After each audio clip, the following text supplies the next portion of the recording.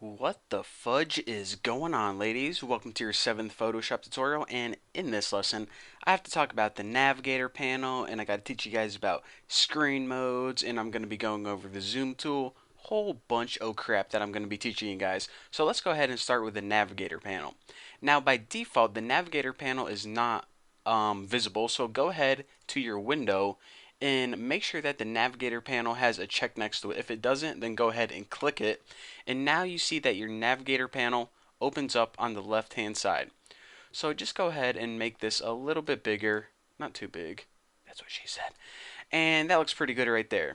So what the navigator panel is it's basically an easy way to navigate around your image or document.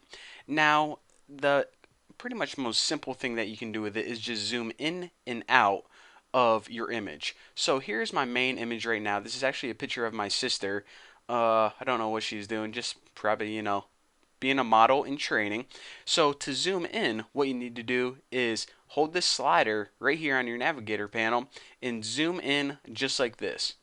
Now, as you can see, a red box appears whenever you zoom in far enough. Now, the red box basically represents the visible area of your image. So, as you can see, it's, close to her hand and her bottom lip. So, that is the visible area in your main document. Now, of course, if you want to zoom out, you can either use the slider or you can use these two little mountain icons next to it. Small mountain, of course, zooms out. Large mountain zooms in increments. Now the last thing that you could do, or the last technique that you can use, is you can actually enter a value. So you know how we're zoomed in to 81%? Well, if we want to go ahead and zoom out to, I don't know, 25%, just go ahead and type in 25, hit enter, and then your image is going to be zoomed out 25%. By the way, the default is 100 right there. So aside from that, as you can see, earlier I talked about this little red box. Now, red is a pretty cool color, and this little red box is contrast to a lot of typical pictures.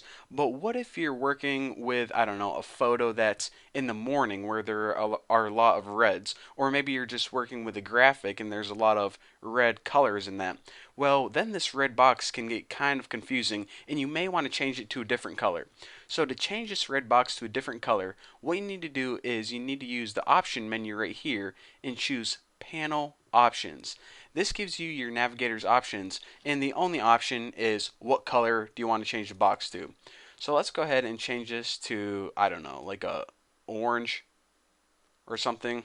Looks pretty good. And there you go. Now your box is orange. So if you want to change the color, that's how you do that.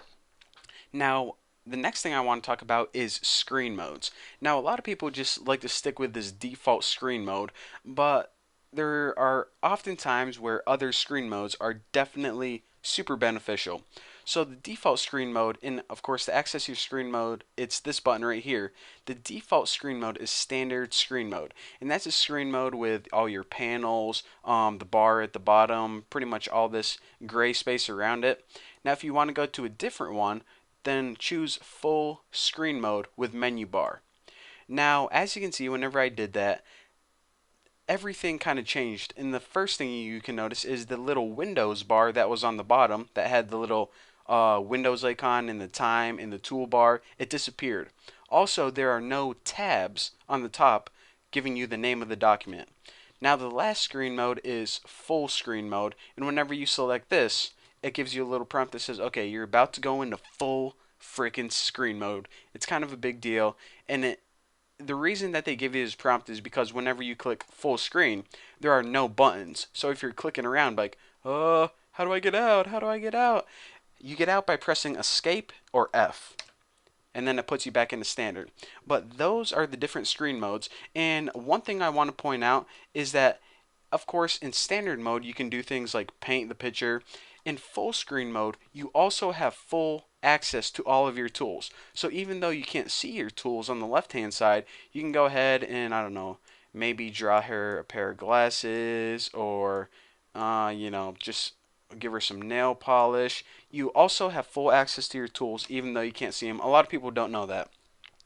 Now, the last thing I want to talk about, now that we covered screen mode and the navigator panel, is the zoom tool.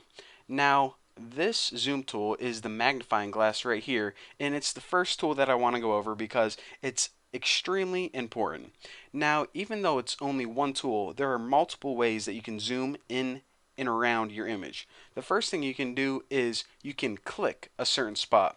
So say I wanted to zoom into her eye. I'm just going to go ahead and hold the tool over her eye, click, click, click. It zooms into her eye. So then, maybe I could make some better glasses or change the color of her eye, whatever I want to do. Now, another thing that's kind of useful is you can also hold this in. Now, instead of clicking, just click once and hold it in. And as you can see, it zooms slowly into wherever you're holding. Now, the last thing that you can do, aside from clicking and holding it in, is you can drag. So whenever you click this and drag right, it zooms in, and whenever you drag left, it zooms out.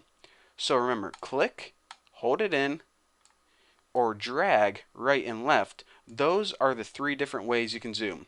And another thing I want to show you guys real quick is, say you were zooming around and you got all confused. If you just double click this little magnifying glass, then it puts you back to 100% default value. So there you go. There is how to use the navigation panel, how to change screen modes, and also how to use the zoom tool. Again, even though it's one little tool, it's pretty powerful once you get to know it, and you're definitely going to be using this a lot. It's probably your second most common tool. So there you go. Thank you guys for watching. Don't forget to subscribe, and I'll see you guys in the next video.